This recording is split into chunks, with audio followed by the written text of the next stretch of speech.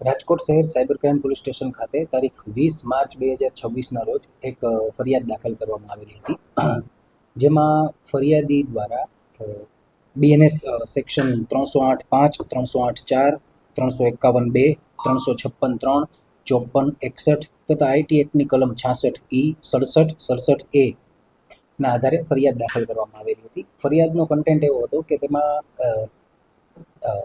કુલ મળીને 12 આરોપીઓ દ્વારા આમાં જે ફરિયાદી છે તેમના એક મહિલા મિત્ર સાથેના અંગત પડોનો તેમના પર્સનલ ક્લિનિકમાં બલ્બ હોલ્ડરમાં પોતાના હિડન કેમેરા લગાવી અને વિડીયો બનાવી અને તેમની પાસેથી પૈસાની માંગણી કરવા માટે, એટલે કે ખંડણી ઉઘરાવવા માટે એ વિડીયો વાયરલ કરવાની ધમકીઓ આપવામાં આવી હતી. જેમાં રાજકોટ શહેરના મહેરબાન કમિશનર શ્રી બ્રજેશકુમાર ઝા સાહેબ, એડિશનલ કમિશનર શ્રી ચૈતન્ય માંડલિક સાહેબ તથા ડીસીપી ક્રાઇમ શ્રી જગદીશ બાંગરવા સાહેબનાઓની સૂચના અને માર્ગદર્શન હેઠળ આરોપીઓને પકડવા માટે તજવીજ શરૂ કરવામાં આવેલી હતી.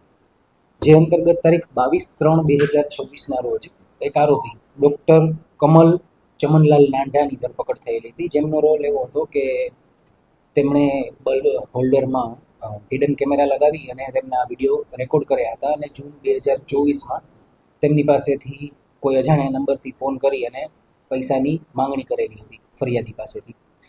ત્યારબાદ આજ રોજ તારીખ 31/3/2026ના રોજ અન્ય એક આરોપીની ધરપકડ કરવામાં આવેલી છે, જેનું નામ છે અજયસિંહ દોલુભા ચુડાસમા. 33 વર્ષ જેમની ઉંમર છે અને ડ્રાઇવિંગનો ધંધો કરનાર વ્યક્તિ છે. આ વ્યક્તિએ ડૉક્ટર કમલ નાંઢા, જે આ પહેલાં પકડાયેલા આરોપી છે, તેમના મિત્ર છે અને ડૉક્ટર કમલ નાંઢા દ્વારા અમને એવું કહેવામાં આવ્યું હતું કે મારી પાસે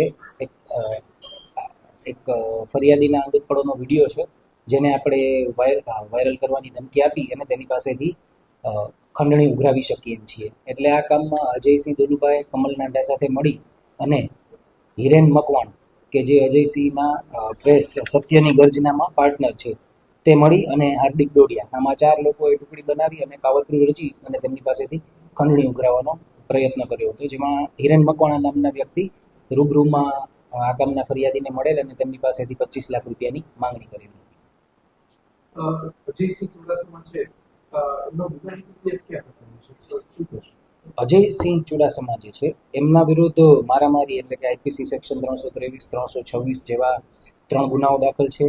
પ્રોહિબિશનના 2 ગુનાઓ દાખલ છે. આ ઉપરાંત આર્મ્સ એક્ટના 2 ગુનાઓ દાખલ છે અને તેમના પર એક વખત prevention of anti social activities act હેઠળ પણ કાર્યવાહી કરવામાં આવેલ છે. આરોપીને આપણે રિમાન્ડ છે કોર્ટમાં રજૂ કરેલ છે અને રિમાન્ડ પછી કેટલા દિવસના શું કબજે કરવો છે? આરોપીના રિમાન્ડની તજવીજ ચાલી રહેલ છે અને કબજે કરવામાં હાલ તેમના ફોનની તપાસ ચાલી રહી છે. જો કંઈ યોગ્ય વસ્તુ મળી આવશે તો એ કબજે કરવામાં આવશે.